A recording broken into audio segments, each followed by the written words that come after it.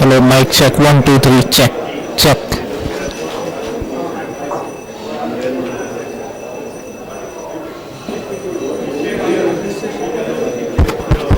Hello, mic check, 1, 2, 3, check, check, check.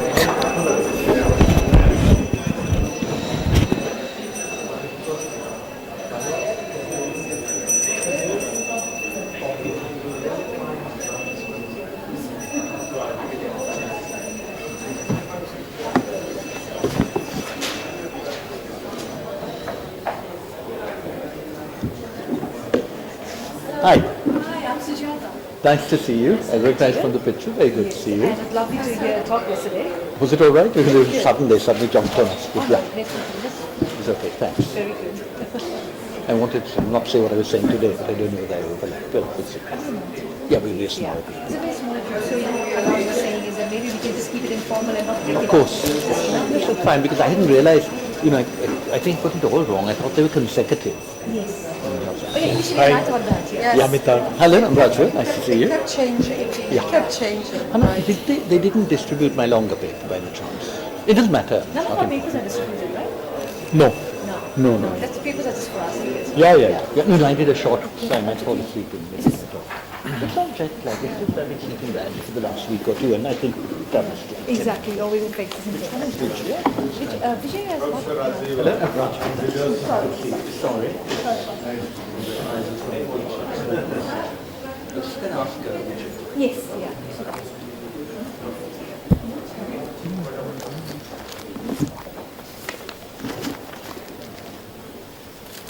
It's not that bad for a few people. Yeah. Yes. I think now we are having how many? About 20 or 20.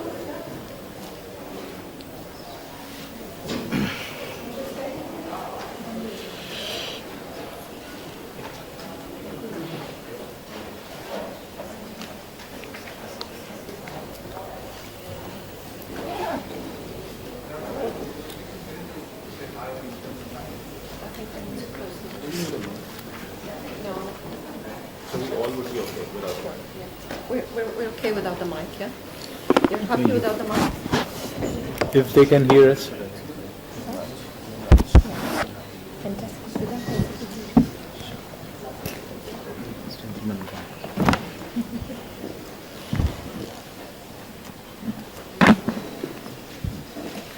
We should be okay with that mic. We'll just shout.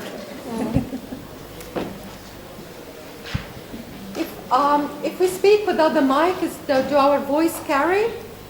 Yes. Okay. I think we have to close the door Close the outside. door, yes. Could we close the doors, please? Thank you. A very good morning to everyone, and welcome to the breakaway session on employability. My name is Ronald, and I'm your host for the day. We hope that Cambridge English South Asia Summit so far has got lots of interesting information and insights. It's now time to share your experiences and insights. A panel of experts will set the context for discussion with brief presentations for talks. Following this, you will work in various groups to discuss. One representative from each group will report on your group discussions, and one of our speakers will summarize the session. That is, the group's key discussion and action points. This summary will then be reported by one of our speakers during the panel discussion after lunch. I would directly want to hand over to Dr. Hanan Khalifa to get the ball rolling. Thank you. Thank you, Ron. Right, I'm going to stand because I'm too short, so I feel comfortable this way. We have brought together really an excellent mix of a medley of experts from the industry sector, from the employment sector, from the educational sector, from the vocational educational sector, and also we have 2 experiences from Sri Lanka and from Australia. Talking to the theme of this session, my part was, what I wanted to say is really have been said by Nick and by Saul and by Mohandas Pai yesterday. So I think they have done my job for me yesterday. I wanted to focus on how can we together work to have a more of an impactful graduate. And in my mind, the key sign of a good educational institution is whether the kids coming out of that institution are employable or not. Now, traditional education has just focused, as we all know, on knowledge. But we have never really focused on skills. We haven't focused on including 21st century skills into our curriculum. So if we have here representatives from the state, if we have here representatives from the educational sector, from the employment sector, from the industry sector, how can we work together to make this happen? And I think one of the key outcomes of today is really the collaboration of the various sectors to ensure that our graduates in the region have the employability skills that will take them forward. Before I sit down, one of the key things, and I think Nick mentioned this earlier today, one of the key things that the Commonwealth and this region have is English language. I've heard it more than once from various Commonwealth countries. We do not need to learn English because our English is as good as people in the States and in South Africa and in New Zealand. But as an educationalist, and I'm not a native speaker of English, unless you maintain that standard, the standard will go down, because in everyday life we do not speak English. We speak Hindi, we speak Urdu, we speak other languages. So it is maintaining that standard. The other thing that I wanted to say that in Cambridge, we sort of clicked on the idea that we have that we need to include 21st century skills in our assessment. So we've included thinking skills assessment, and Sujata will be talking a bit later about the joint venture with Boxing, where we joined to develop a test on assessing English language for the healthcare sector. I'm going to stop talking now, and I'm going to hand over to Vijay. Yeah. Good morning, ladies and gentlemen. Thank you. Amen.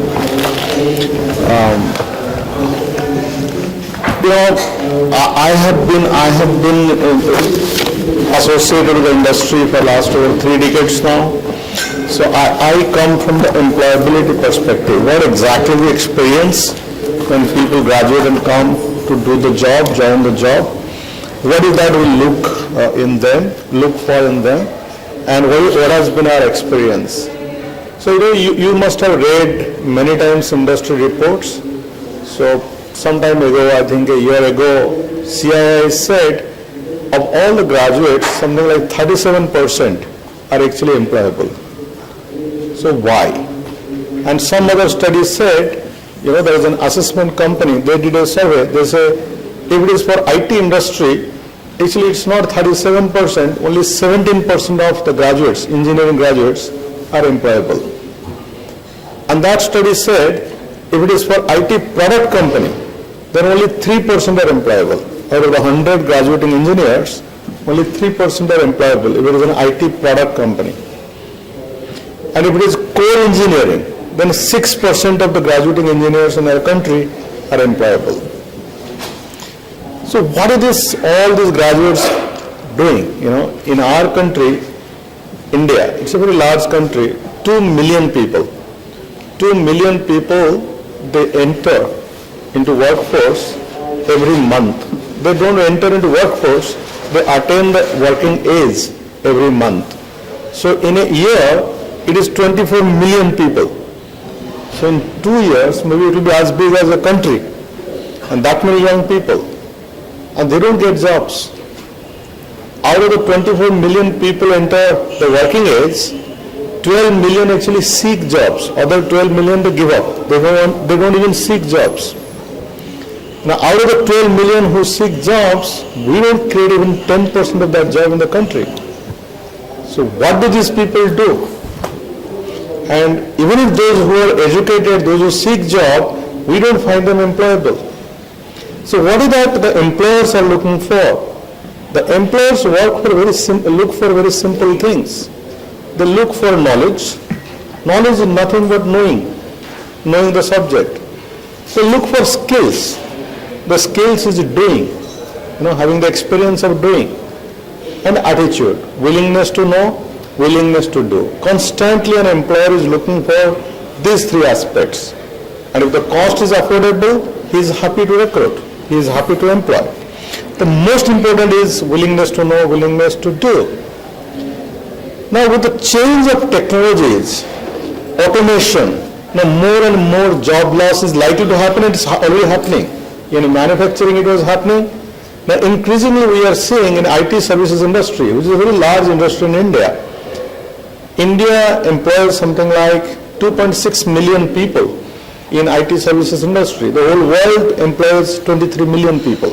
Out of them 12% are in India. Now because of automation of knowledge work, 70% of those skills will be redundant. So the people have to seek for alternate employment. Now those people will move probably, if they skill themselves, to the higher order technologies like Internet of Things, advanced robotics, etc. And all these new technologies which are, the literature being created in those technologies, they are actually in English. So when you want to know, you want to learn, the communication is actually English. Like Anand was talking about, in Commonwealth nations people feel they know English. But when you need to know English at a level so that you understand the technology, you understand the processes, you understand the people aspect, the culture aspect, then it's a very different, higher level of English. So English has that kind of importance in our kind of setup, in our kind of context. The second aspect is like, as I told you, so many young people in this country, we cannot actually give them jobs. When India is having so many young people, the rest of the world is actually aging. So by 2020, you'll find the world needs actually 50 million people, young people. Whether it is North Europe, whether it is Japan, whether it is different parts of the world. And India by that time will have actually 47 million extra people, young people seeking jobs. Now those who want to seek jobs outside India, they need to learn English. That's the communication, that's the language. Today, we have 14 million people from India, young people, they work actually outside India, in Gulf countries, other countries. They send to India $70 billion. That's a large amount of money. Now you'll find 17 billion out of that 70 billion goes only to Kerala. And Kerala, 33% of Kerala's GDP is actually remittance money. Now why Kerala achieved that? If you go to the origin of that, Kerala, because of education and more so English education, took the advantage of it. That's actually setting the benchmark for the rest of the country and rest of the states, actually at least in creating employability for the rest of the world, we should follow Kerala model. So I have limited time she has given me, Hanan has given me, and she has been very strict with time. I have been given 5 minutes, so thank you. So when we have more discussion, we'll address other issues. Thank you. I must commend Vijay on the 5 minutes. You really stuck to the 5 minutes. Amit, can you, yeah, please, thank you. She was worried whether I'll take longer time. I'm more worried about Sujata, so we'll see. That's why I'm last. No, you can come before if you Oh, want. no, that's all right, perfect, don't worry. Very good morning, friends.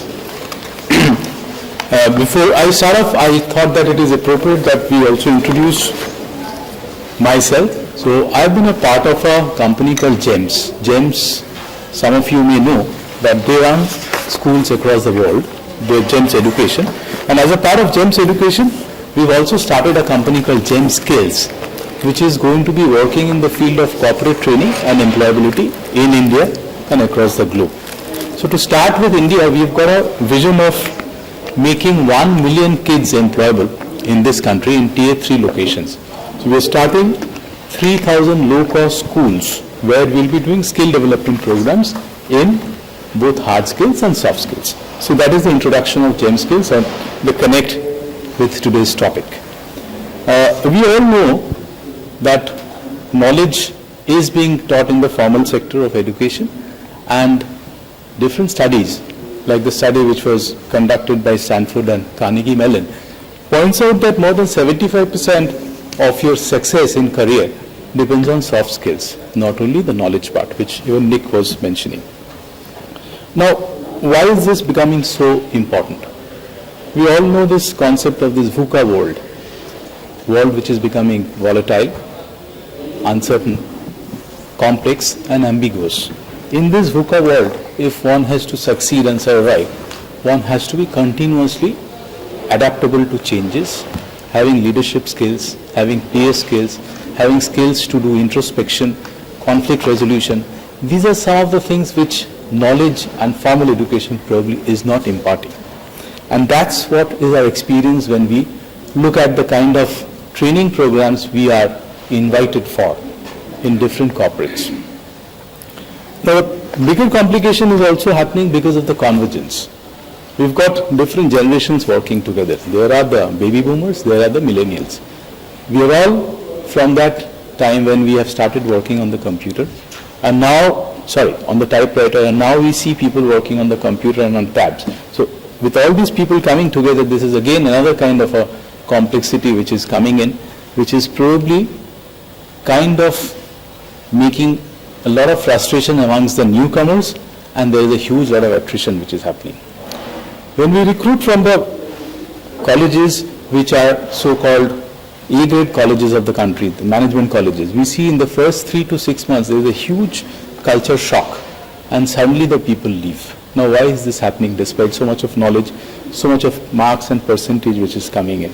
So that's something which I wanted to highlight in today's session, and also as we go forward, the importance of soft skills.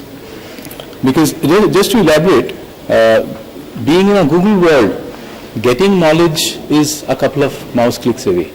Now, how you get skills is something which we need to discuss and debate, and whether we can have it right from the school days in the management school, so that in corporates we don't have to struggle on that. The other part is the vocational skills part. In a country of 1.2 billion, we are still struggling to get good plumbers, good carpenters. So why is this so? Probably the aspirations around these jobs, so-called blue-collar jobs, or more to say, whether they are transferred from generations to generations in a formal way, is the challenge, where a lot of industry, a lot of government support has come in, but probably it is still inadequate. Maybe that's the second thing which we can deliberate on when we have the focus group discussions. Before I end, I think I'll take it to a little beyond employability. There was a survey conducted amongst some Harvard graduates who were passing out, and they were asked that what are the 3 key goals you have when you pass out? So one goal, of course, was a very normal goal which came out. They wanted to be CEOs, they wanted to make money, and they also wanted to create difference. But the startling facts were the other 2 goals. One goal is, which has been found, many of the Harvard School graduates who have become CEOs, they've got estranged spouses or drug addict children. So they are saying we would love to have a family which is harmonious and staying together. And the other one is even more startling, because this has happened again to some of the Harvard School CEOs. They don't want to go to jail. So when we are talking about soft skills, probably this is not only to deal with what we are doing in the corporate sector, but it's a part of life where it is affecting us, and we are not taking cognizance of this, which is important. So I think these are the 3 things I wanted to highlight today, which we can take up in the session ahead. Thank you. Thank you. Thank you. Professor Rajiva?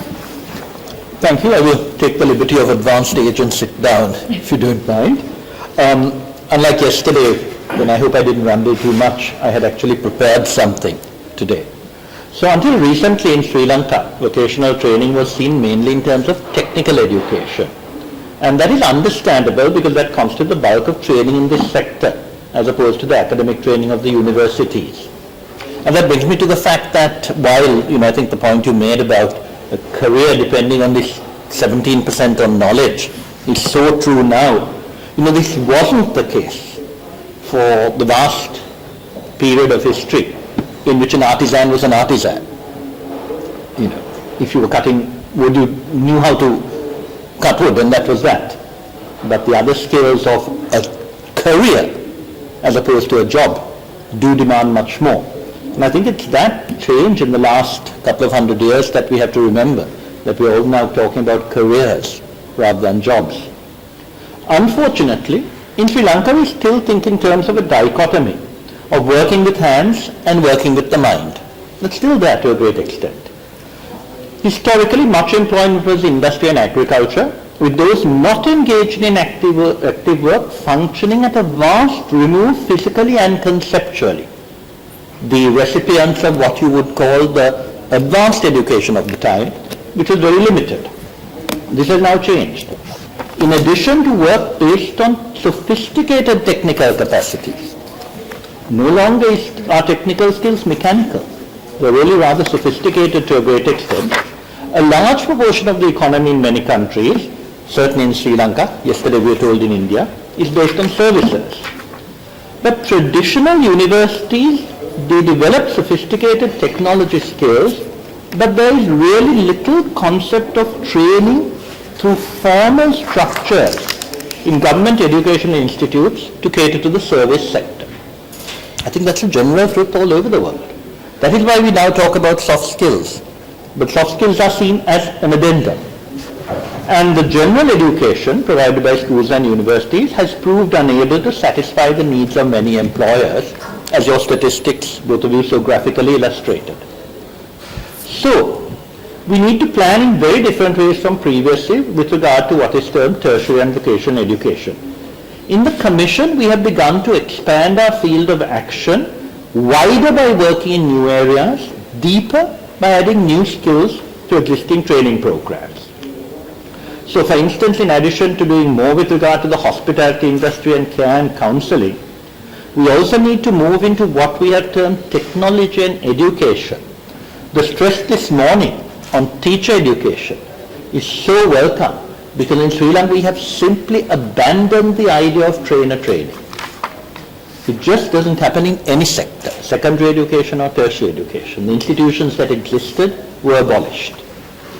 From a practical perspective, we must have more teachers in subjects important to our areas of concern because these do not figure in the agenda of the Ministry of Education, which currently has a virtual monopoly on teacher education. And of course we must raise achievement levels in English and maths in our rural schools, which suffer most now from the declining capacity of traditional teacher training systems over the last half century. With regard to depth, we need more core competencies so that our students can function productively in the world of work. Of course we know about English language skills, but we also need self-confidence. And these two factors go together in Sri Lanka, since English is seen as of enormous significance socially.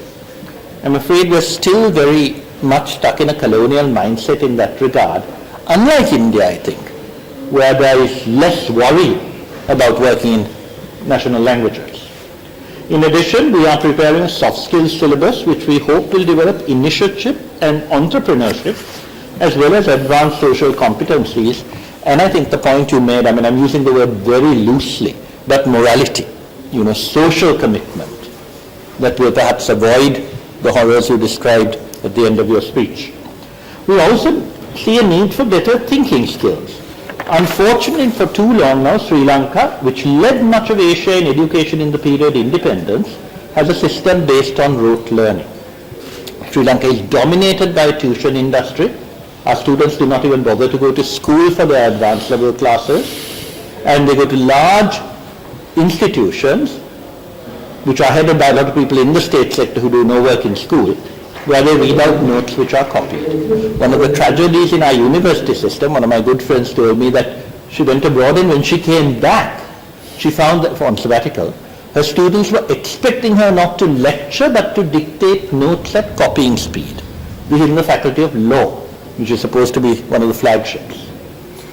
Incidentally, this problem is connected with one identified in a recent World Bank study, which notes that education in countries such as ours suffers from students not having materials.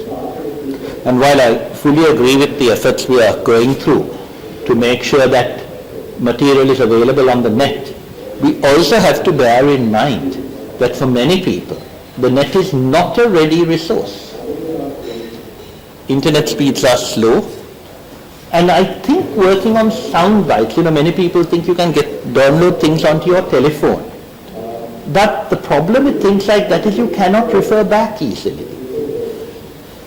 You can't study. You can look. But I think looking should also involve being able to refer back, to see sequences. And I personally believe that while the net is a very good resource, it cannot function on its own, as indeed we heard graphically illustrated yesterday. It is, one of the points made was that whole self-correcting mechanism is marvelous, and the fact that technology has got so far is very impressive. But its main tool was to improve the student before they come to the teacher. And we have to bear that in mind. And the capacity to download, that is important. So one recent innovation we have started in Sri Lanka is actually the production of hard copies of materials. But while we will subsidize materials to our students, we want them made available readily through established publishers. I'm talking to Cambridge about this now as well, so that people who don't attend courses will also have access to materials. And that, I think, is part of the freedom that we must give everybody. They should not only move in dedicated materials. And some of the problems of what he said yesterday about the need to register are actually wider problems. Okay? So we are advertised for publishers to put the materials on the open market. Given all these problems, many Sri Lankan graduates like yours find it difficult to find jobs in the private sector. And that leads to periodic flurries of recruitment, usually before elections, into the government sector. Sri Lankan government sector expanded graphically in the last few years because we also have more elections than any country should have. We have general elections and provincial council elections and local elections, and before each of those there's vast recruitment into the government sector. And then the poor senior public servants have to find jobs for these people, and they generally have nothing to do. Successive governments have registered the problem, successive governments have succumbed to pressure, ministers spend much time finding or creating jobs, and the private sector complains that they cannot fill vacancies. Radical measures are needed. Whether we have the will and capacity to put these in place is a question.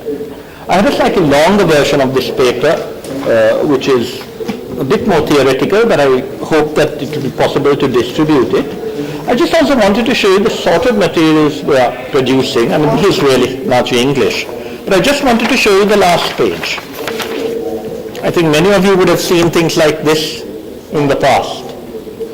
And when I introduced these to my university, when a new university was set up, and I actually went to America and looked at all the course skills they were doing and introduced some of them, and my students were actually very annoyed with me and said, why are we doing these stupid things where we have passed our A-levels? We want to know facts. We didn't come here to look at pretty pictures. And I insisted. 5 years later, I heard more than one coming and telling me that when they applied for jobs in the private sector, these were the type of tests they had to do.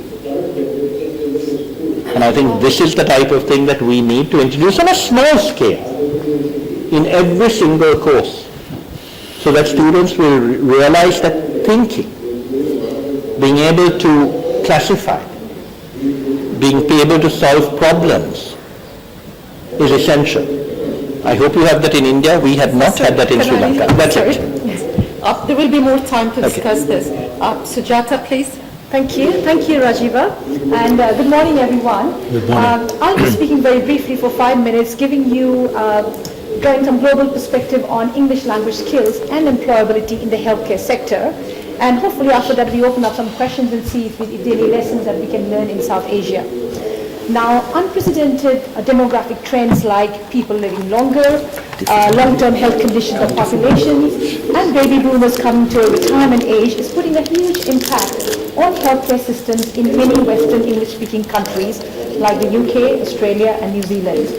Now, in addition, of course, you have got countries like India, Thailand, and many Middle Eastern countries which are transforming themselves into hubs for global medical tourism.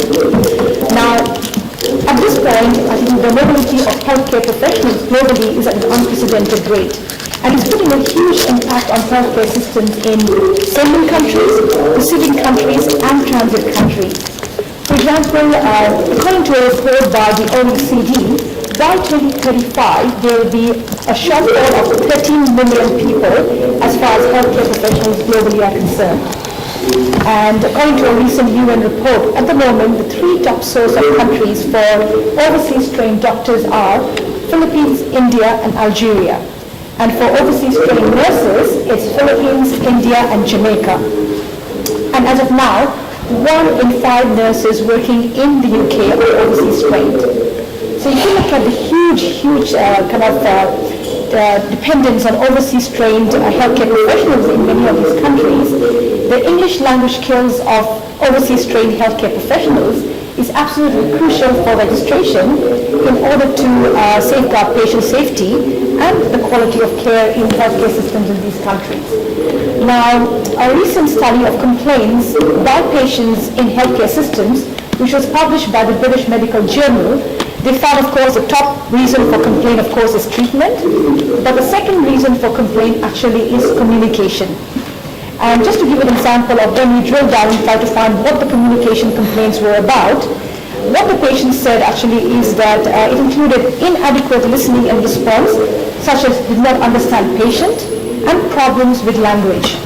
So clearly, I think good language skills is the cornerstone of effective communication in the healthcare industry. Now, this is where an English language test like OET, which is the Occupational English Test, can play a very important role because it's a test which is specifically designed to test the English language skills of healthcare professionals to communicate in the healthcare context. Now, this test has been used by almost all the health regulators in Australia, New Zealand, and Singapore for about 20 years. And the Australian Department of Immigration and Border Protection also uses the test for all visa categories, including skill migration. Now, when OET was acquired by Cambridge in 2013, Hanan and her team of research experts in Cambridge, they conducted an impact research study to have a better understanding of what is the kind of impact that a healthcare-specific English language test like OET has on the wider stakeholder community as far as the healthcare community is concerned. Now, when we talk to healthcare professionals who are working with peers who have taken the OET test, over 93% of them said that their colleagues who have taken OET communicate effectively in the workplace. Over 83% said they performed well at written tasks in their workplace. Now, amongst the healthcare professionals themselves who've taken the OET test, over 70% said that preparing for the test made them confident about communicating in English in their profession. And again, around 70% felt they were confident about communicating with patients and carers. So preparing for the test helped them. Now, one of the Indian nurses we spoke to, she said, OET helped me in gaining communication skills with patients and other health professionals. Now I can use some expressions in calming patients, showing empathy to patients, which I knew but never used before. So as you know, the communication is more than just kind of talking. In the healthcare, it can make a difference between a patient dying and living and a quality of care. It's, for example, I mean, and in no other profession, I think communication is as important as in healthcare for these reasons. Now, what's happening in Australia is some of the large healthcare educators and universities in Australia, what they're looking at is that communication is a key challenge for their graduating students, not just foreign students, but also the homegrown Australian students as well. So what they're looking at is actually how do you actually kind of develop work-ready language skills in your graduating students either at the point of graduation or before clinical practice. Now, what they're toying with the idea is that with a healthcare-specific English test like OET, if they embed the course and testing into the program, into nursing programs and medicine programs, would that actually provide kind of better employment outcomes for the students and also for the employers? Would it mean more retention for employers? Now, the questions that I would like to leave you with are, given that South Asia exports a significant number of healthcare professionals overseas to Australia and other countries, and English also is very widely used in healthcare systems in India and other South Asian countries. It's a kind of language of communication here. And countries like India are also attracting large number of medical tourists. Should embedding of preparation and testing for a healthcare-specific test like OET improve employment success for your graduating students, whether they're looking for jobs in country or overseas? And secondly, from an employer point of view, as an employer, as a healthcare provider, will it give employers the confidence that their students or their graduating healthcare professionals have the language skills to safeguard patient safety and quality of care? And of course, the last question is linked to the first two questions, is that will good communication skills in the healthcare, among healthcare professionals, enhance the reputation of South Asian healthcare systems, whether amongst your own citizens or amongst foreign tourists, medical tourists? So that's for hopefully 5 minutes, Hanan. And to the other questions, I think we're opening up now so we can discuss them further. Thank you. Right, we're gonna do a bit of speed dating now. So each of the panelists will be sitting at a table, and you guys will be moving around the tables. So every 20 minutes or every 20 minutes, we're gonna change tables. Vijay, can you sit at table number 1, please? Sure. Amit, the second table. Thanks. Could you just make it to 4 tables, please? So, colleagues sitting at the back, would you mind moving to this table?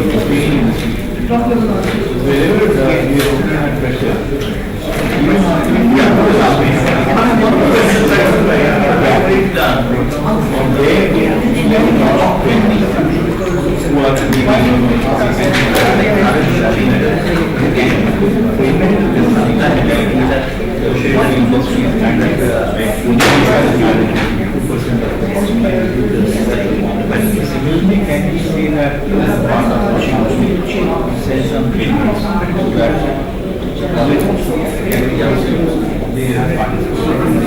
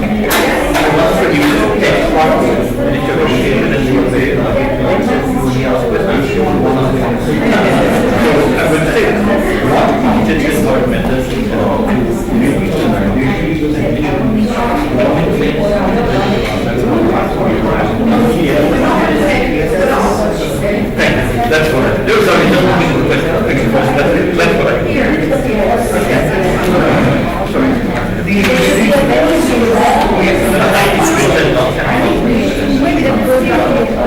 yesterday, Mr. Pai said about India's more international country.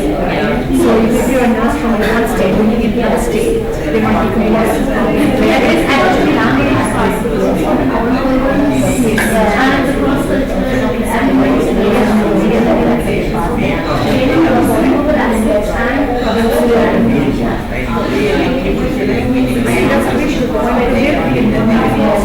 And not only looking at education and education, because at the moment it is purely on the and for example, when you taking the nursing test, and then you always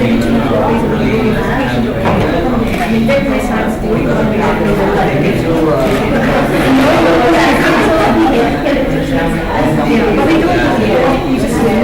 but now we get the next one.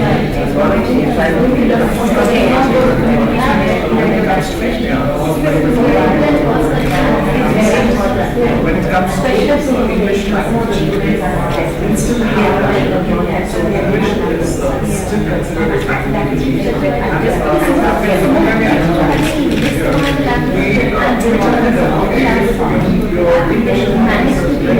That should be not only the reason when we talk about English, this is perceived as a dividing of the school of clinical studies. So the first challenge that we have is that they think that okay,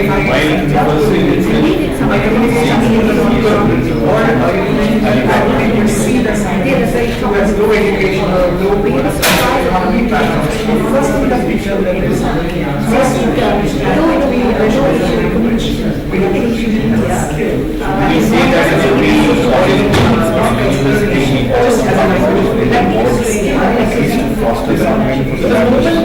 are able to help them like I'm just saying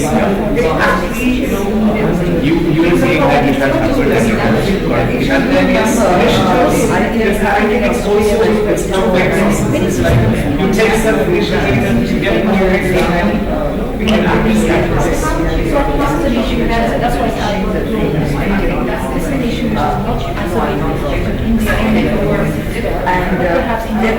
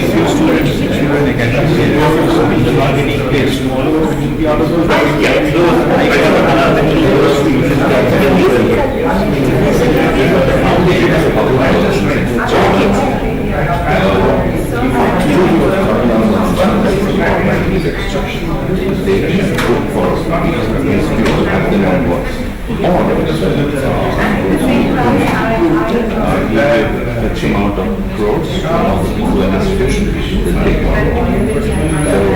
But for academic importance and to grow the level of this, it's not easy. Either you are a celebrity corporate function which brings in value as institution brand, or you do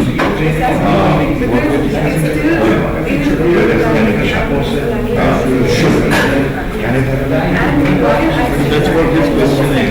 Who can mandate? Can AICTI, OCT, that's something which will not happen.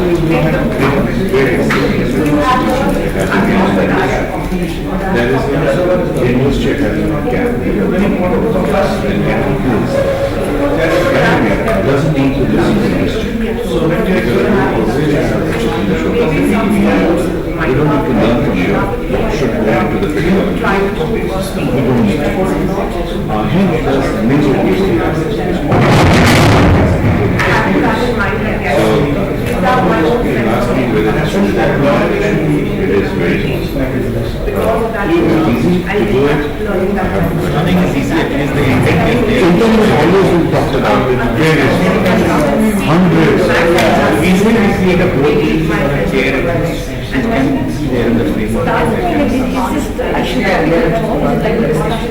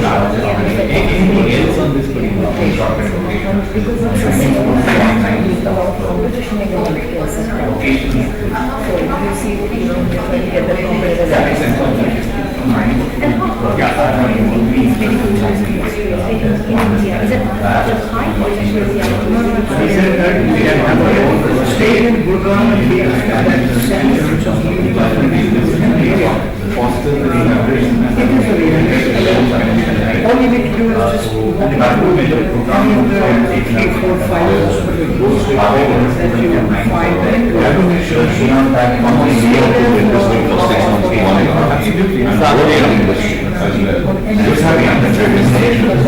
It's happening in India as well.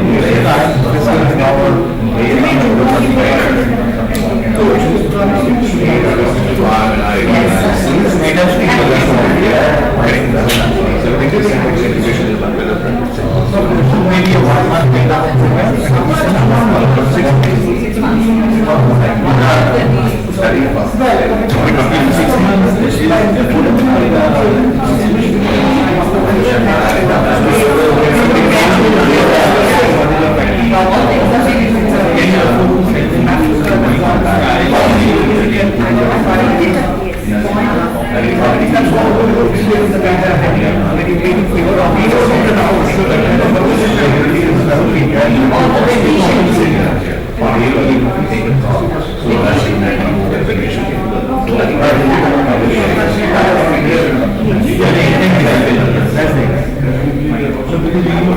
action point.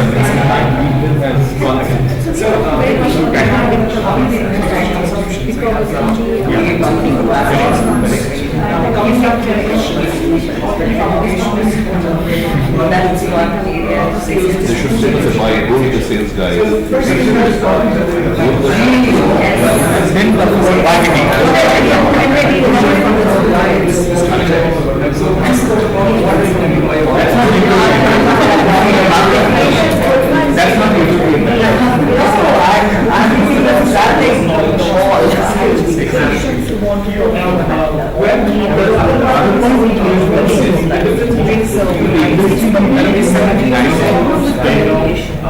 Money and time. The same way, like when we started on the same project, we had industrial programs running most months for we are doing have time. Now, if we are from experiences or how can we have a experience of training developing the right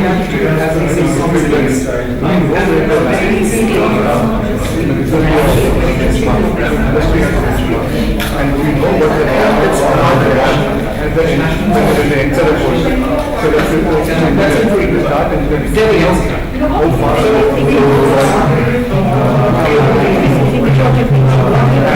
and then it's the year one. We know section, the connection section,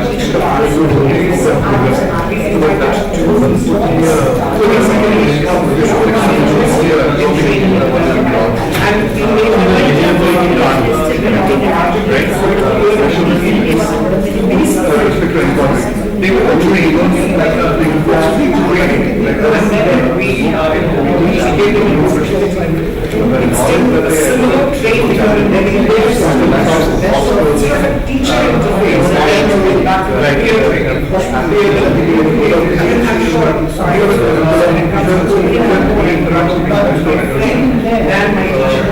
so there are enough challenges like exam papers, the group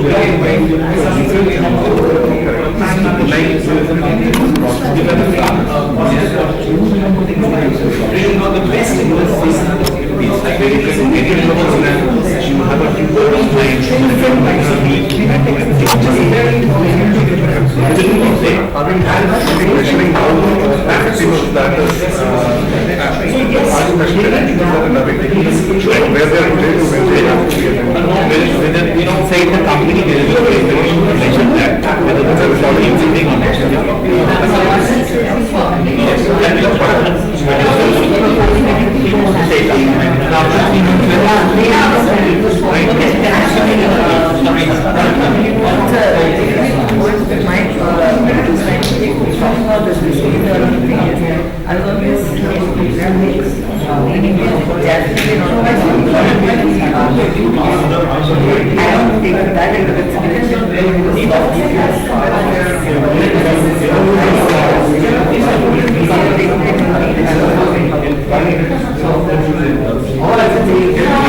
Thank you very much.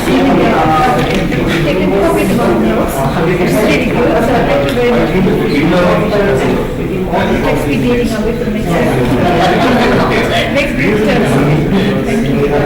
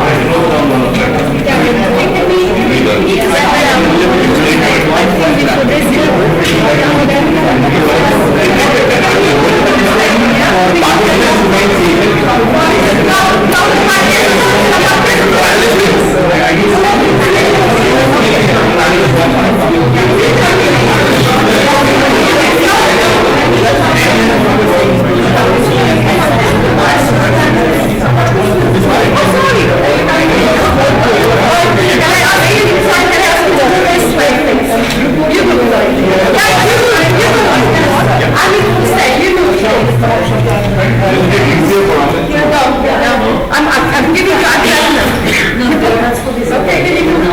you a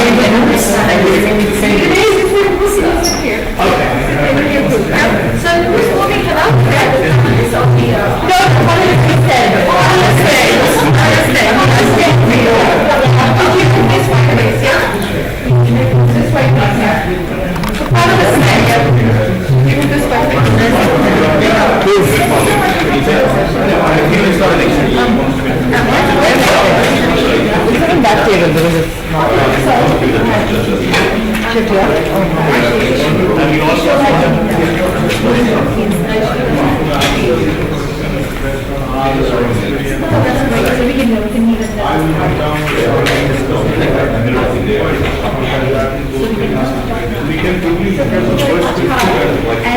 we can summarize the questions once again so we remember. So this is very much kind of English language testing for specific.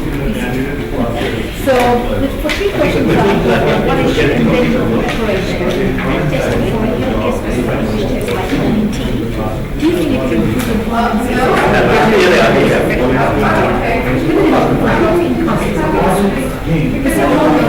to the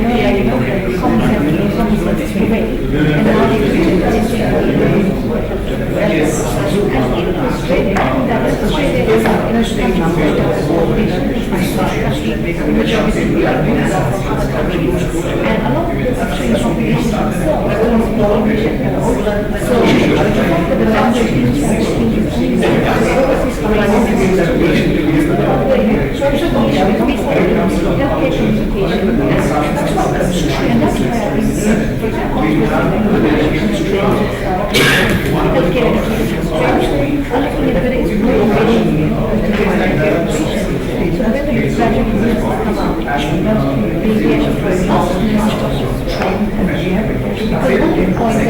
should be made more such as maybe language skills should be the acquisition should be negotiate time. That's when you're once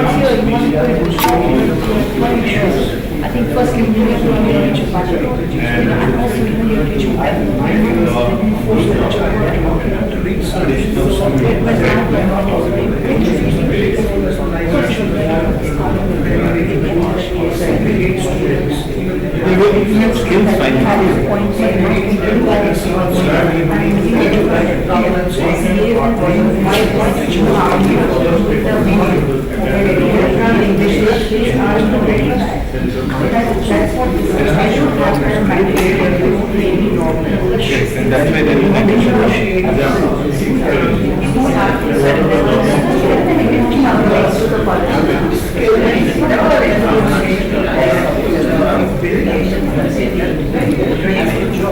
So first is the collaboration which is done, and you are seeing secondly, not as a Senate or anything, there should be at least something which is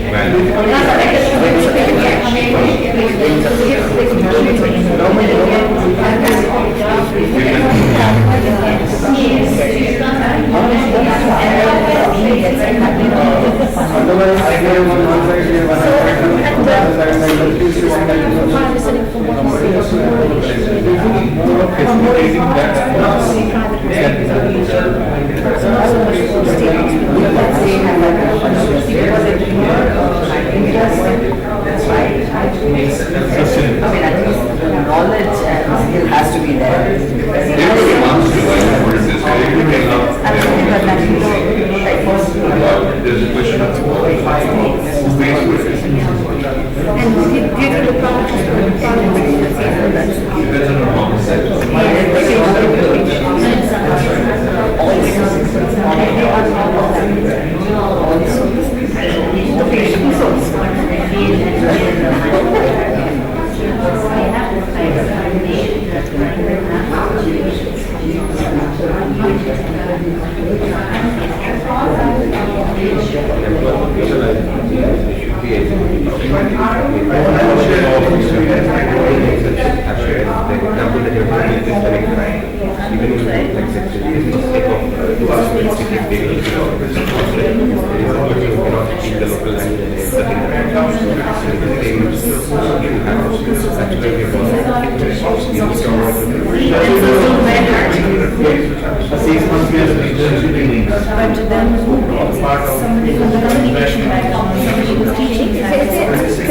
there's always an argument on the you know, it doesn't have a credit system.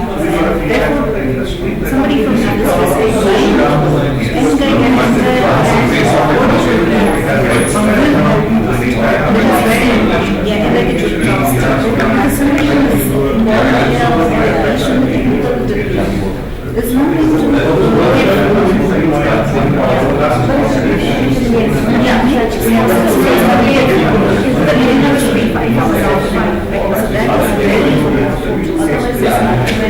what actually is what is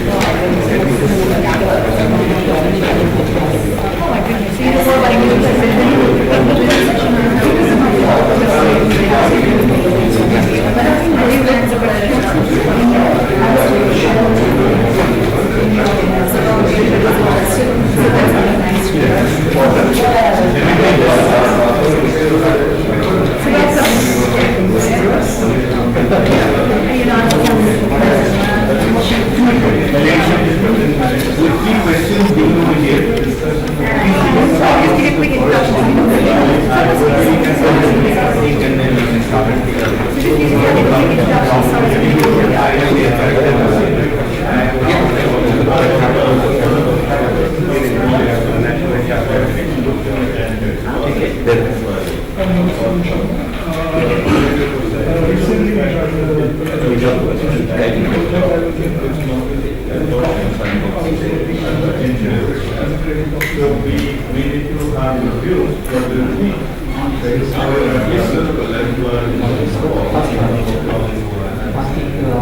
you all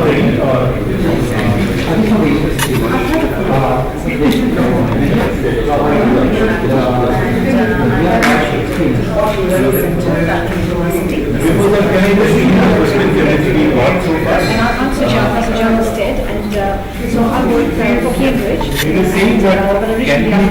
share the school involved in every academic institution, university or college, where the publicity participant comes in and it promotes the curriculum development, pedagogy and everything, and there is a mention. We are also looking at academic as a community and software for a single mandated in every academic institution, and industry also pays for it. That was what we kind of achieved in the legislature. And we were looking at CSR can help us and deploy the ecosystem which belongs to us. That's what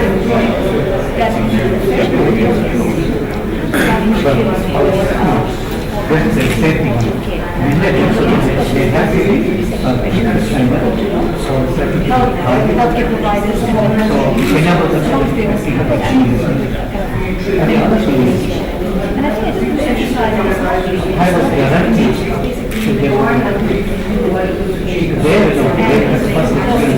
I probably know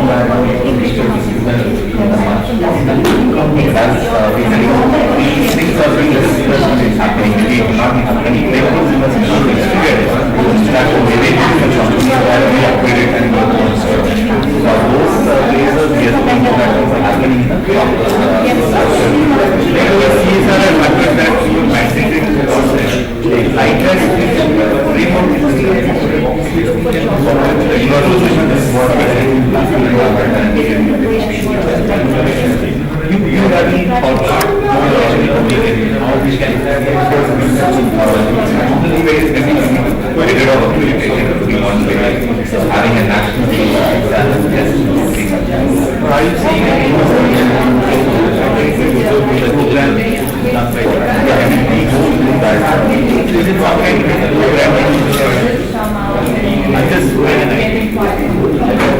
can it be a TCS, Amity University, something like that? But I think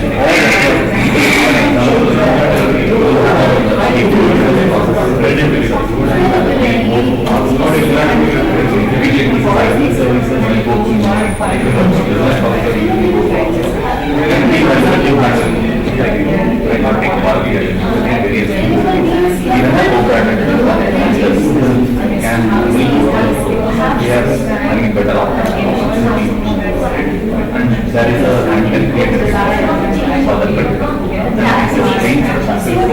like in Bangladesh, they train 20 colleges, 20 states, and we train 20 colleges.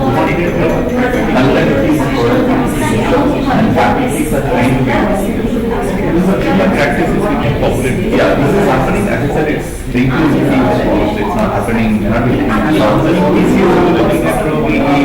then we have a question where we need some support from the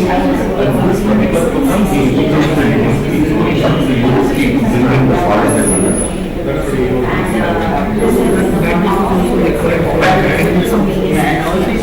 I know question over here is we need to engage. I'm sorry.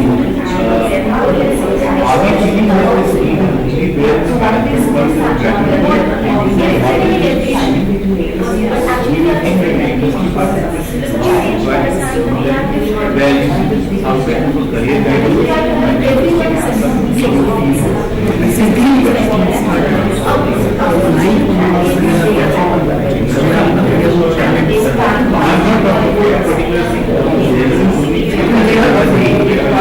Career opportunities.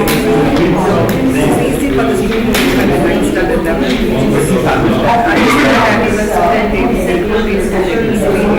Because they are updated, select their options. I think that create an opportunity for students to provide us the knowledge of what are the areas of interest. I think that's a very good From a university perspective, they should segregate the training and education. And we the first thing we usually do ask is how many people so we are being selected who are we not concentrate on the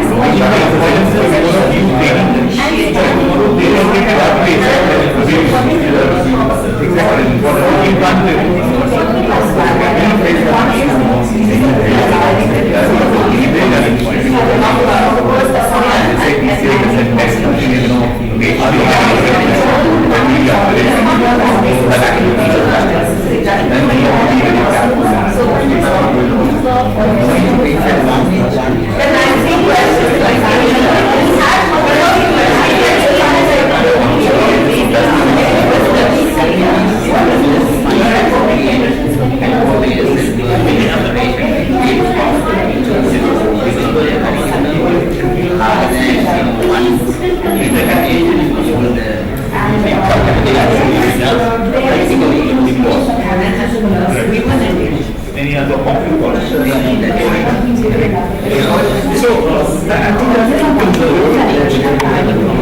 I'll quickly talk about the attitude that students have in education today. Okay. So I started the initiatives. When it comes to a student who's 5 years old, primary school, they study for their parents. Going ahead, it's again, I study because of my parents. If we go ahead in our life, we study because of what my family members will say, what my cousins will say. Later it becomes the parents. The moment the students comes to their 11th, 12th, and so on and so forth, when they are living out themselves, that's when they think, oh, I'm liberated. And honestly, the way, the attitude towards education becomes, oh, it's a pressure, so I have to do it. So when you're up to yourself, the pressure is not there. So I would say the sensitization comes down. And that's where, when we're talking about only 17% of engineers are employable in India, and also dismal figures, yes, we are facing that. Now, coming back to what is the solution? This is where the industry can also pitch in. But what I would say is that, you will also say because we also got a university. The grades of the students, we're in company like I get down from the first semester, second semester, third semester, then again it starts filling up in probably fifth and sixth semester. Not just grades, their technical abilities, their mental ability as well as the communication goes down, and then it comes like this. Now, how is it that they can counter it? Yes, some of the things that you said very, very interesting. In fact, we have been really telling students, let's go and go on campus documents. So, a lot of times when it is told, it is specialized, it has a different. When you yourself realize, why should I go to this? So, coming to the most important part of it, how can industry play a vital role? Yes, very good. One thing that came to my mind was when we do the orientation. In the orientation, basically the first semester itself, whether it is an engineering college or it is an MBA college or even if it's a graduate school. So that's where the major disruptors or major people who I often go instructions from those schools should be part of it, and not just that, they should tell them exactly what they want from you. Because they will give solid 4 years, solid 2 years, to prepare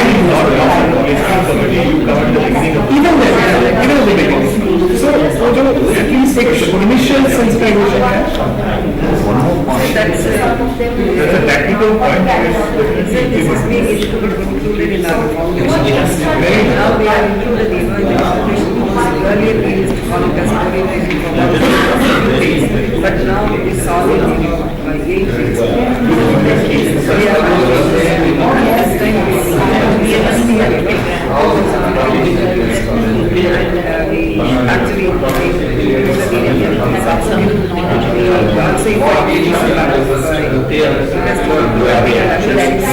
so at the entry level itself and in fact even on the welcome day we invite the industry because on the welcome day the first day the parents also attend. So let the message to the parents also because without the parents so we have practice when we talk about the same and though he says the flight standard is freedom, but still how they are actually controlled by the parents. The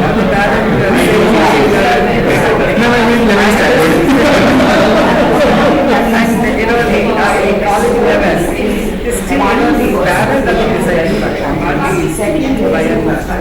in urban is different, but in rural is only for the parents. And one point is equal importance part given to education. Yes, absolutely. Talking about employment, I want to say last year skill setting skills are also there. That is also very important. We have a technology business market in our campus and it has been funded by DST and they are really motivates our students because the PTA chairman and the CEO in charge, he knows the benefits of the students right from the first semester right from the foundation. So she scouts and identifies potential entrepreneurs and she promotes. And there are a team of teachers who are really dedicated, interested in what it is because by and large it's an engineering college and who are the technical background, the students also interested. So it's really working actually entrepreneurship. You wanted to say something? Technical orientation is beneficial in our case. It's beneficial for the employer, because these are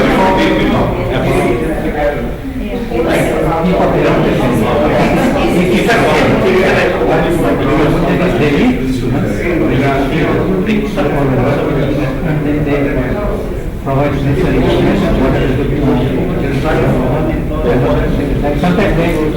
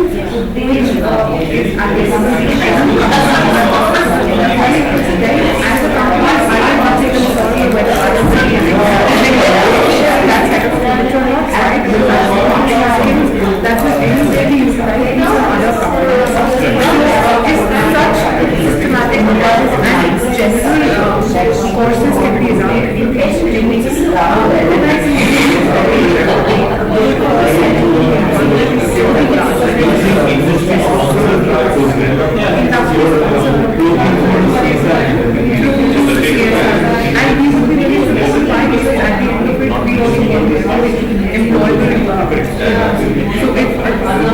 every course can be done by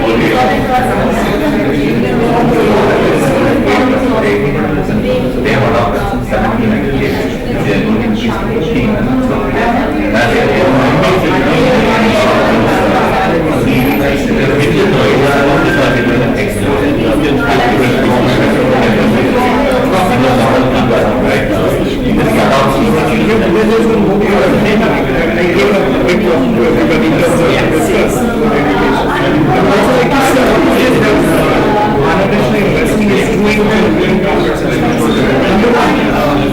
As we spoke about the industry academia gap, we have certain programs which are in integration with the university. Like we have some mechanical engineering programs with JNE.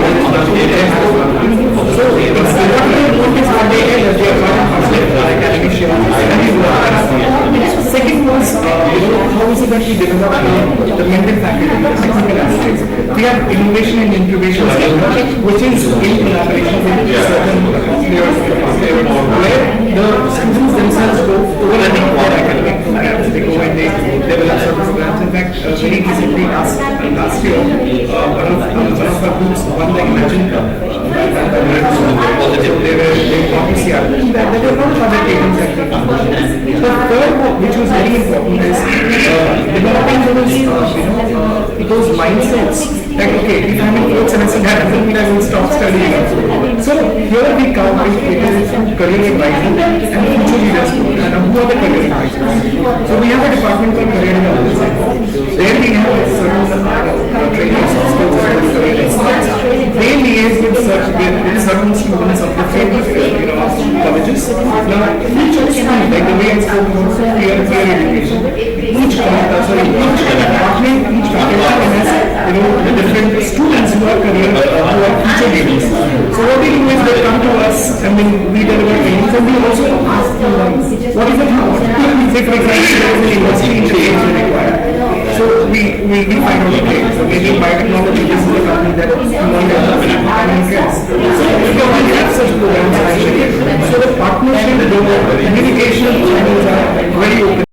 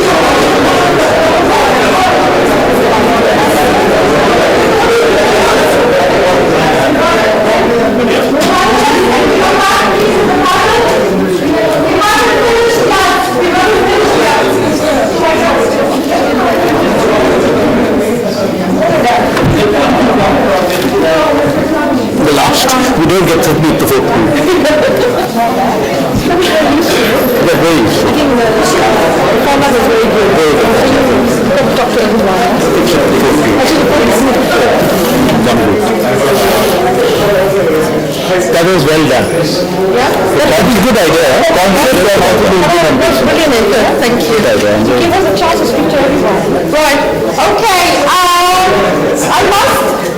I'm really sorry about this, but we're running behind time. There are lots of things that we still need to do. The chair was supposed to be closing, said I'm going to go out for 1 minute. So I'm going to start with our panelists. Once we're done with the panel, Manish, you want to say a few words, right? Okay.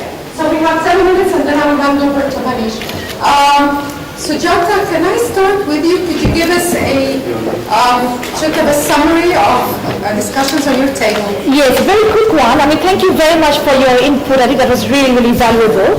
I think my questions were very much around English language in the healthcare sector. Is it really useful for the graduating students for employability and also important for employers for patient safety in healthcare?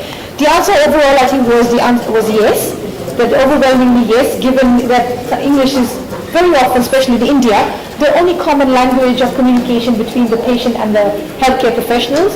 Like quite a lot of examples I got, one was a Malayali nurse who worked in Delhi. So the only language common between the nurse and the patient was English. And as a result, I think it's very important. It's not just English as a language, it's a common communication skills. The language is very important. And it's not just your, how your diction and your pronunciation, but it's also your non-verbal skills, the finer nuances of language, your ability to show empathy and so on.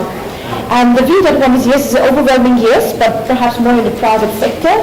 And but also the view generally that English should be embedded more at the tertiary level, at the education level, when people are more in a mode to study, as someone said.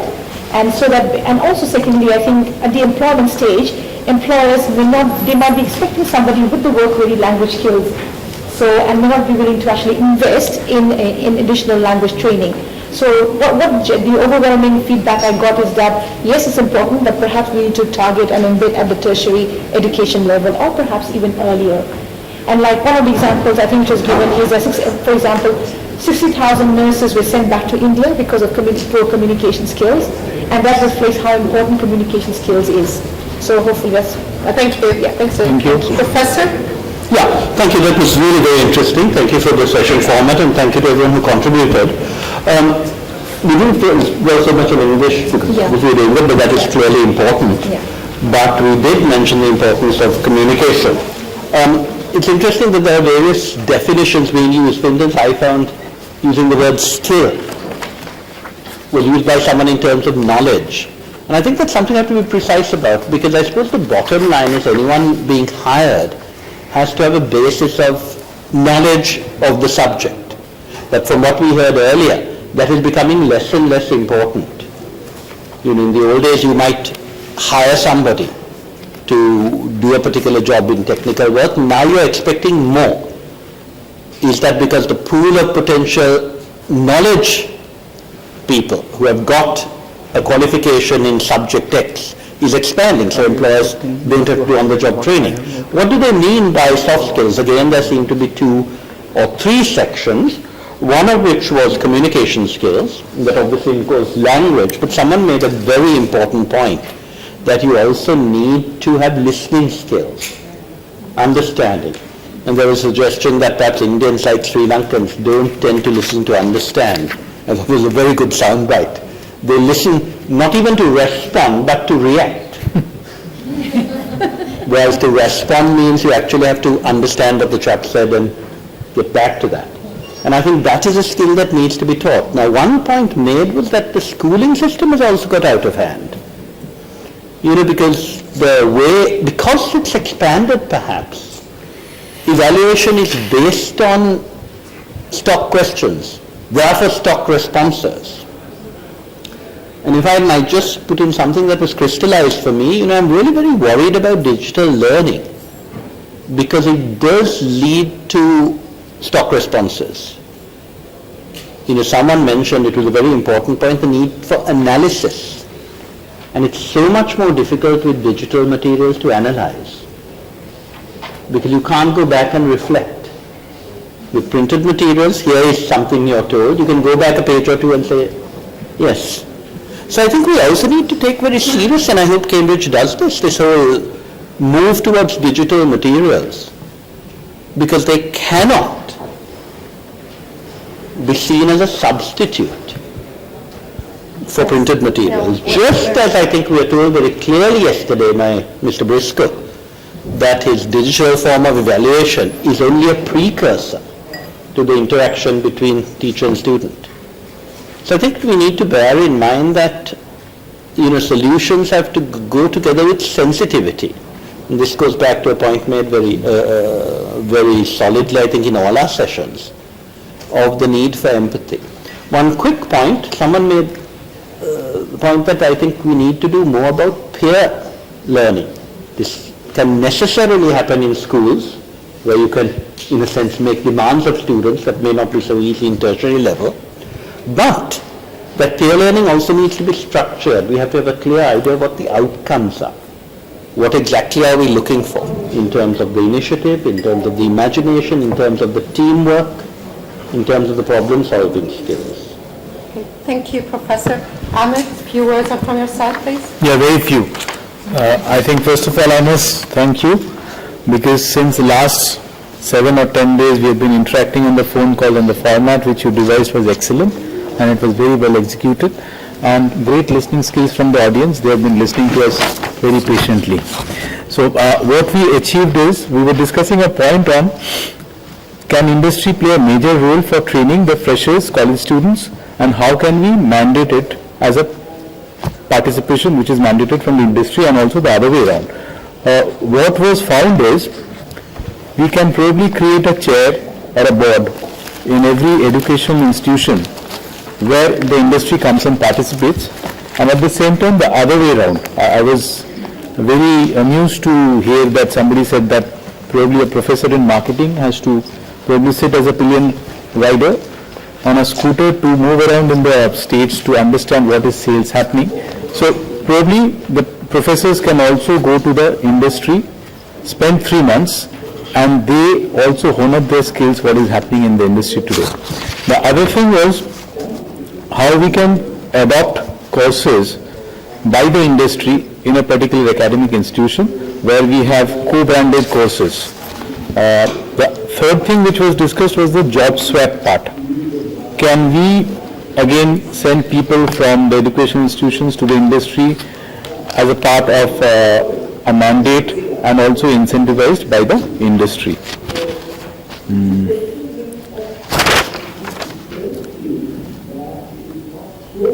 I think that's pretty much what we tried to achieve. One point was on the CSR part. CSR has been mandated for the industry right now. How can we form this entire thing of industry participation as a part of CSR was being discussed. Yeah. Thank you. Now, last but not least, Vijay, Yeah. closing, please. Yeah, so thank you. We had specific questions like, as employers, what are the factors in terms of knowledge, skill and personal qualities we look for in a candidate, and which of these factors are difficult to, in current times on the job, to learn. So that was the first question. So people invariably came saying that, like, the knowledge, the skill is of course very, very important, and it helps when the people are recruited. The employers are looking for attitude, which they felt it is the toughest actually to change on the job. So that was our first question. What kind of partnership should employers forge with other stakeholders, such as academic institutions, NGOs and governments, to enhance employability of youth in the industry and community neighborhood? It was interesting to listen to many participants. They actually said very good examples of already existing, the partnerships. Like some of them came up with examples of internships, how it is arranged between academic world and the industry. Maldives hospitality industry had a very good example where the course curriculum is developed together between the employer, the hospitality, the hotels, etc., and the training institutions or the academic world. Together they develop the course curriculum. That was an interesting example of the best partnership. And there was actually other examples where there was an example of a finishing school in Gwalior, Madhya Pradesh, where the academic institution goes to the industry clusters, does the need analysis jointly with the industry players, and then they develop the course curriculum, content, and deliver that so that the people learn appropriate skills for the employment. And there are other examples of industry experts coming and speaking in the academic setup. Very, very interesting example was one where Narsi Monji did a partnership with L&T, where Narsi Monji faculty members went and worked as interns in L&T, and L&T engineers, executives, they came and actually started teaching in Narsi Monji as faculty members. And over a period of time, based on that relationship, they actually realized that if they jointly develop the course curriculum and orient people and develop skills, they can be their future employees. So those are the aspects of best examples we got in terms of industry academic partnership, but consistently in terms of what the employer is looking for and how the student should be prepared for that. It came up like certain attributes which I'll say. One is verbal ability, which includes communication in English language, analytical abilities, critical thinking, problem solving, etc. Technical abilities or functional abilities depending on what position the person is being hired for, and the potential of the person to develop in his career going forward. Work ethics, like the integrity, honesty aspects. So those are the things consistently observed in effective employee situation. Thank you. Thank you very much. Thank you, and I hope that you continue the discussions outside, because there are lots of excellent examples that I've personally heard today, and I hope that you communicate with each other, because I think that's what you're getting out of the day today. I'm gonna shut up now and hand over to you, Manish. Right, thank you. My name is Clearly written the way I said. You can take the bullet. You are leaving right now? I'm leaving. quite important for us. Some of the platforms are have your Thank you, nice meeting you. We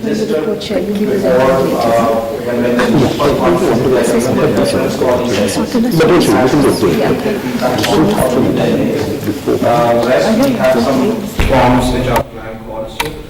They are actually 4 pages there, so there's something at the back, so don't miss out on that. And we would want you all to complete the forms. We have kept sufficient time, around 10 to 12 minutes to complete these. And we do have a small gift for you once you give it back. Let's see the gift first.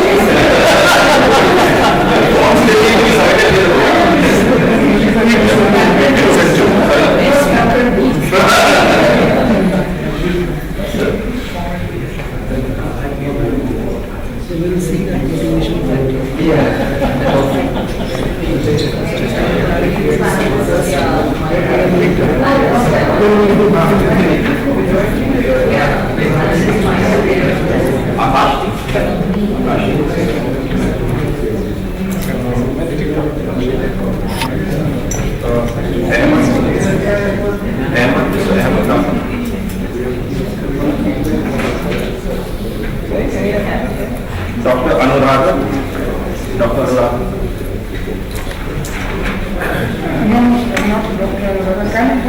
Feedback on the interview.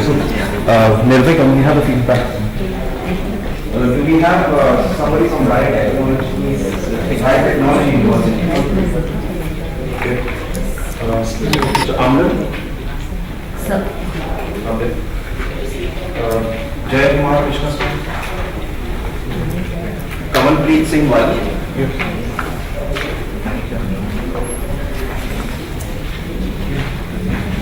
Dr. Thavamani.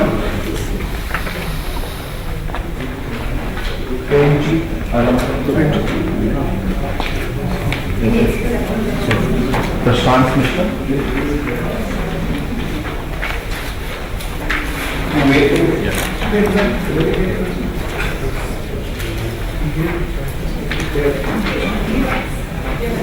Professor Shetty. We have Professor Shetty. Dr. Rupa Vasu. Dr. Rupa. Professor Vaishali. Guest, if you have not received the feedback form, another one time. Give me some.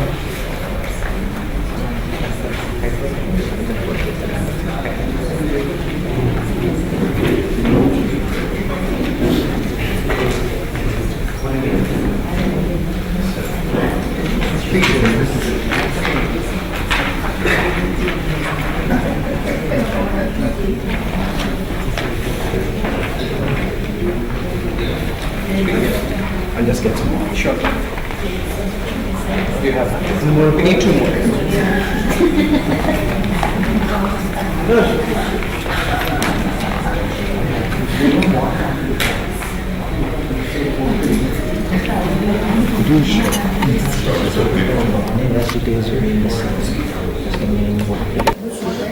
I think having two people may be too much, so Amita, would you like to do it? Because I think it's 4 sessions, I haven't realized, in 1 hour. 4 sessions in 1 hour. People have to Four people in 1 hour. So why don't you do it?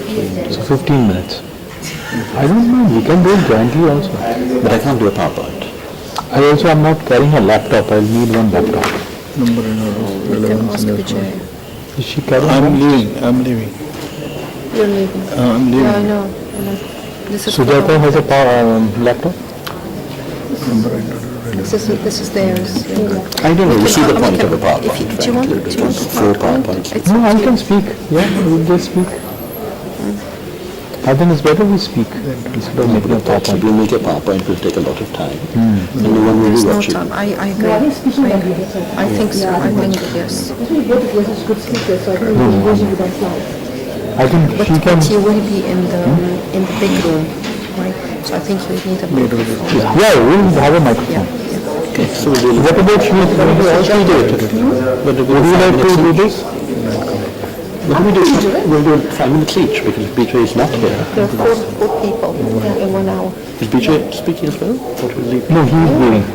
We have 4 sessions, so we have 15 minutes. So we have 15 minutes. 15 minutes. We can do 5 minutes each, Yeah. that's fine. We can do 5 minutes each. Plenty.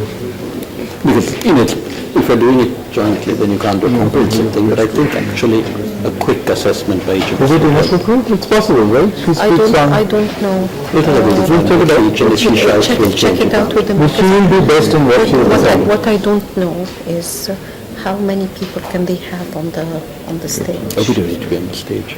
We just come and go. We'll come and go.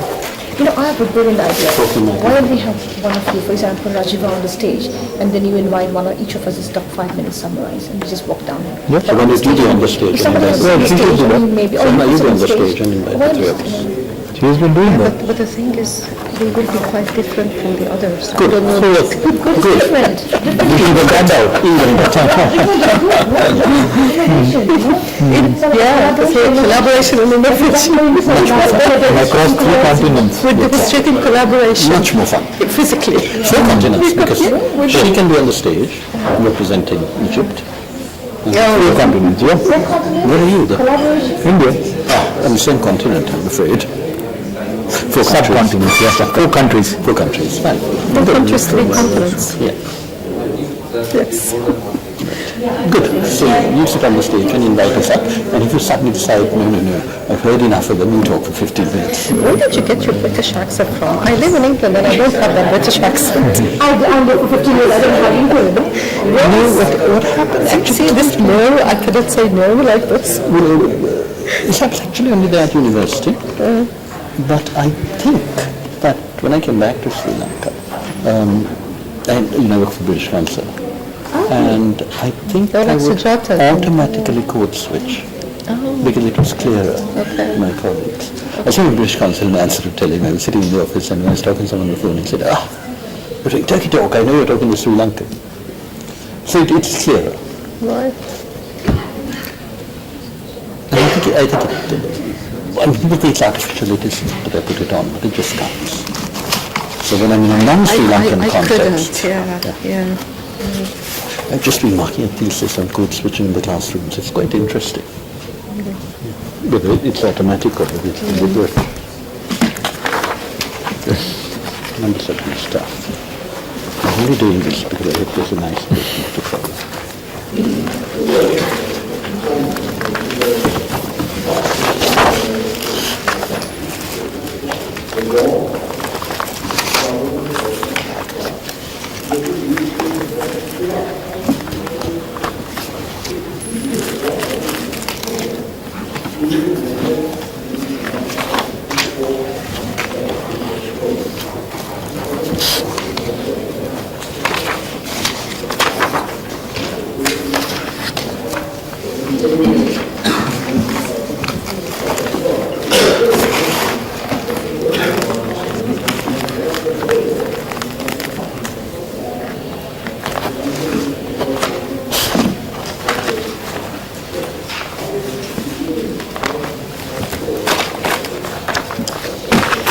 If we have done, we can leave now, isn't it?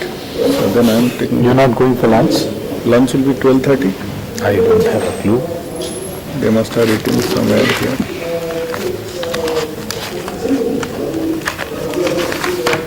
No, 12:30, very good. So I'm So you can have lunch. Okay, I'll take leave. So we meet up. Yeah, thank you. Thank Stay you. in touch. I don't understand this. Did you put 1, 2, 3, 4, 5, 4 of these or not? Which one? This is, I have not reached there. So I grew up in the South. Then after my first job, I went to university in Calcutta, St. David's College. And then I worked for NIS for 4 years, my college. Got transferred to London. Stayed in the UK for 15 years, then got transferred to London. So now I'm in Australia. Thank you so much. I'll give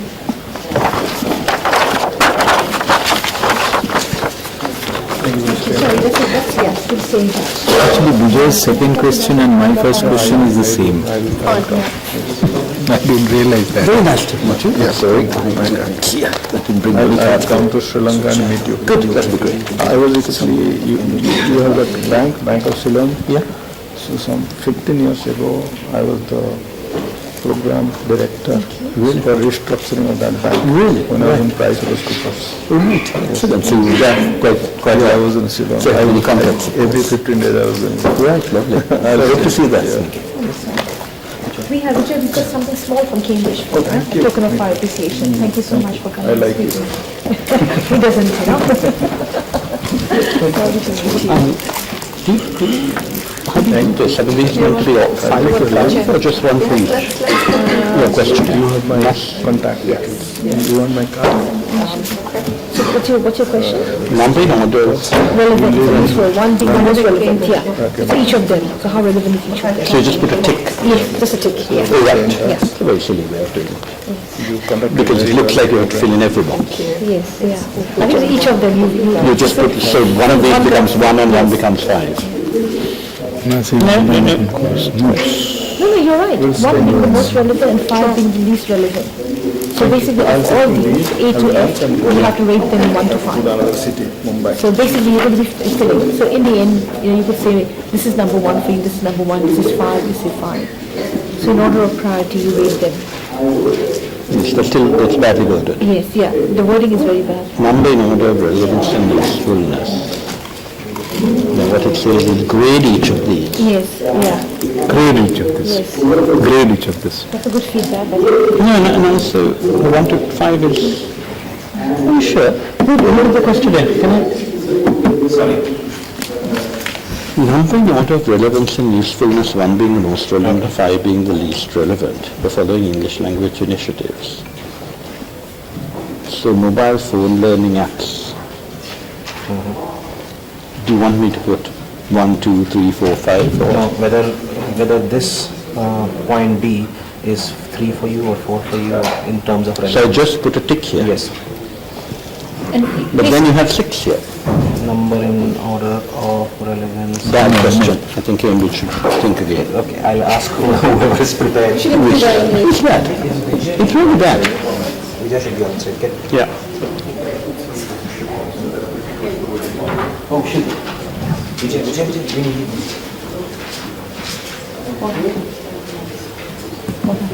There was a query on this question.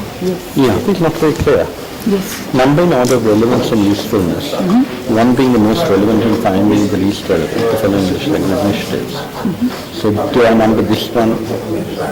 Yes, so if you feel that this is the most relevant, then you just tick it Tick here. there, and then I put tick the second there. Yeah. But then we have 6 here. So you don't have to, just the top 5 is what we need. But I've decided it's a bad question. It's not really relevant anyway. But no, it's not very clear. Yes, thank you. No, see, I found out what's happened with those handouts. I asked my colleague to do it, so she's done this by mistake instead of this is your talk. So, and I tried to get it to there was some problem with it. It's a big bad, give this one out. But it's then we can have it. Sorry, because when we gave this, got mixed up with me too, so she's done this. Right, but look, I'm not keeping it, so give it out to them. I'll say sorry. Send them along the version. Sure.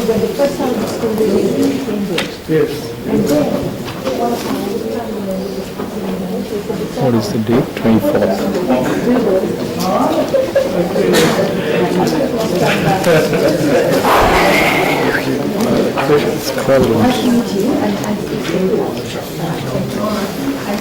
Okay, Dr. Rajiva had actually given a handout. Yes, he said the handout we have to stop. Really sorry about that. We have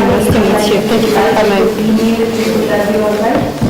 Yes. So for now, I'm going to distribute. Give me my bit then, I'm going to take this one back. Please. You want to take Vijay's thing or we'll skip that one? The question is, yeah, I like it. This one is actually quite boring because we've heard it, but since they've printed it, have it. The longer version, which is more confusing, but I think will be interesting, is available if you want it. Would you be collecting this? Thank you. But how can we fill these two? The panel discussion and plenary forging the partnerships, where we can't. But I'm planning it in so we get our presents. I will give a present, I haven't had mine. Maybe we can't get it. You can see that I live in a schoolmaster now. Dressing all mad. So thank you. Thank you so much, it's very kind. Thank you. Unfair. Who's lunch with you? Oh my God.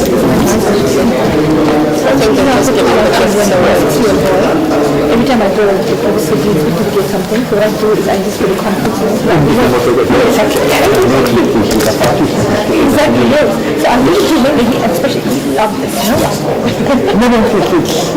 It's kids, from I know. so as I said, so nice not to be clear and writing. Exactly, so I just pick up things from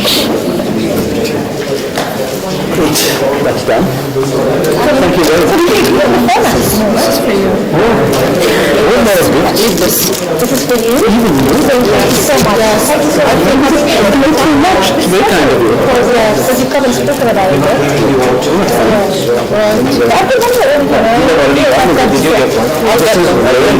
This is the woman. This is the man. This is the seafood. The man. This is lovely. There's a gender also. You have the agenda and put the coffee. This will be. That's the woman, right? Yes. It's very nice. This chair is so good. And what's the exact straight away? No, I'm not sure. Beautiful. Beautiful. I'll tell you.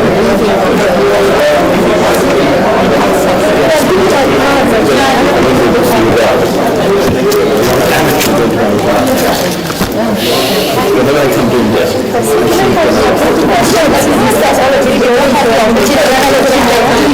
No, we'll definitely talk now. This is the platform for collaboration. You were there, right? You can continue. Absolutely. Very much. We can, and good idea. Thank you. They're nice, huh? They have the New documents. they have the logo of English, but they are not very Not that loud. that conspicuous. Yes, they are not that loud. Yes, also. Yes, sir. I'll share my card also.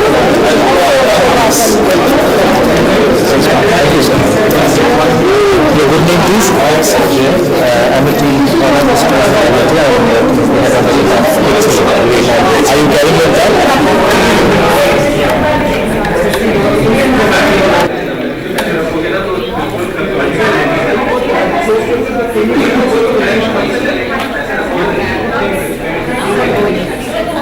What is your area of specialization, sir? No, but that bag, this has this leather polo.